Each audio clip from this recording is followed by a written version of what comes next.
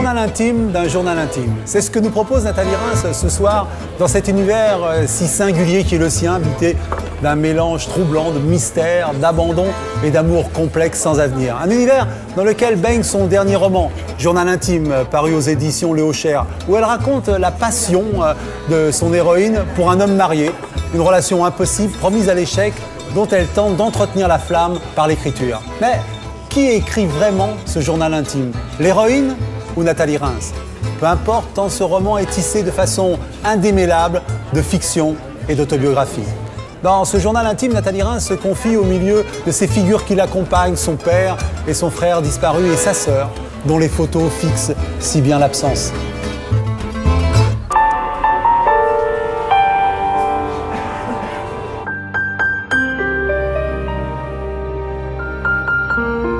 C'est drôle, mais quand je lis, en fait, c'est exactement comme quand j'écris. Ce qui prime chez moi, mais ça prime dans les rapports avec les gens aussi, ça prime dans tout, c'est l'émotion.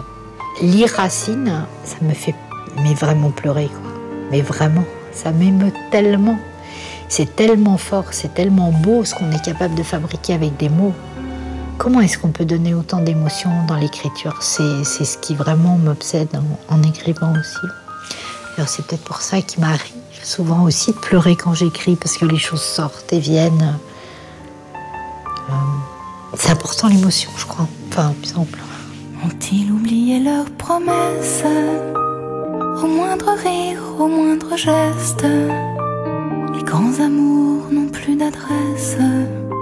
Alors on est ici dans la pièce où j'ai écrit depuis le premier livre de l'un pour l'autre à Journal intime, toujours avec les mêmes feutres. C'est cette table sur laquelle j'écris, qui est la table qui était en fait le bureau d'avocat de mon frère. Mon frère s'appelait Louis. La disparition de mon frère, c'est quelque chose qui m'a... je pense qu'il a dévasté ma vie, quoi, d'une certaine façon. On avait 4 ans de différence d'âge, il est tombé malade, il avait 20 ans, il est mort à 33 ans.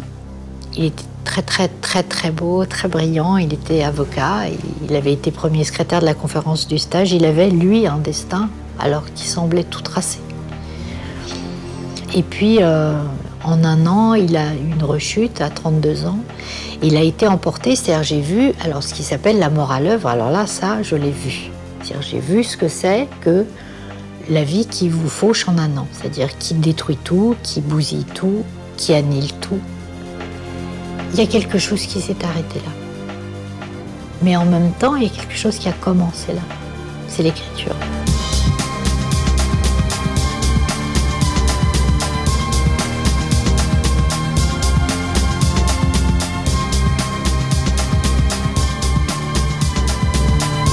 Souvent, dans mon travail d'écrivain, l'abandon, le vide, l'absence revient. Et particulièrement dans Journal intime, ma mère un jour est tombée folle amoureuse d'un homme, elle est partie et voilà. Et elle m'a laissé un petit peu derrière elle. Je me suis retrouvée vivre, voilà, en tête-à-tête avec cet homme que je connaissais pas très bien, qui avait fait sa vie, sa carrière, qui s'était beaucoup consacré à sa réussite et aux femmes. Donc je me retrouvais à vivre avec quelqu'un d'un peu inconnu. Mon père parlait très peu de lui, racontait beaucoup de choses, me parlait beaucoup de sa vie en général, mais parlait peu de lui. Et quand j'ai eu le projet d'écrire Les Fleurs du Silence, ça me paraissait impossible de le faire après sa mort. Il était déjà très âgé, mais je me disais, si j'écris un jour un livre sur lui, je voudrais qu'il le lise.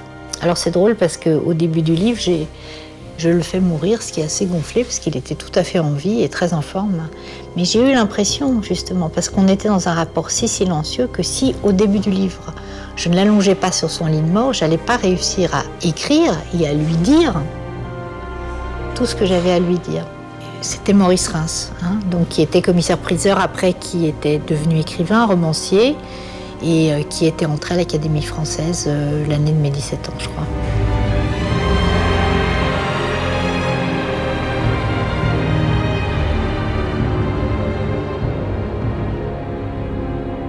Ma sœur, c'est quelqu'un d'extraordinaire, pour qui j'ai une admiration énorme.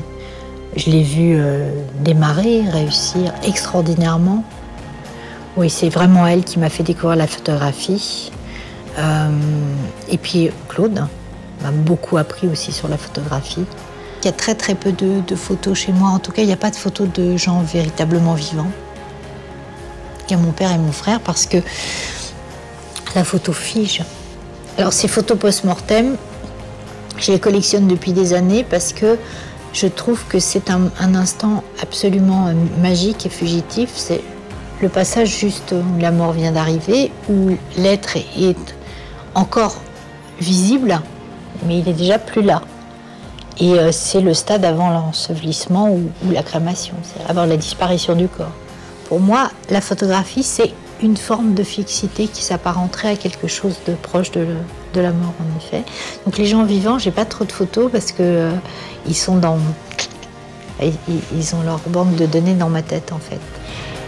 Là, sinon, bon, Louis et Maurice, voilà, ils sont là parce qu'ils sont plus là.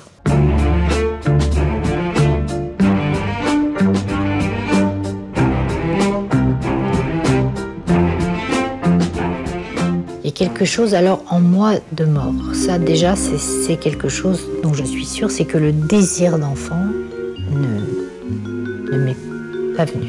Pourquoi le départ de ma mère, la mort de mon frère, j'en sais rien. Quand vous avez un enfant, vous êtes assigné d'une certaine façon à regarder l'avenir, à voir plus loin, à se projeter. Je n'arrive absolument pas à envisager quoi que ce soit de l'ordre même de ce qui va se passer demain. C'est comme s'il y avait un mur. Mais ça ne m'empêche pas de vivre, hein. Mais pour moi, l'idée de se projeter comme ça à travers un enfant, c'est un défi au destin que je me suis sentie incapable d'accomplir, tout simplement.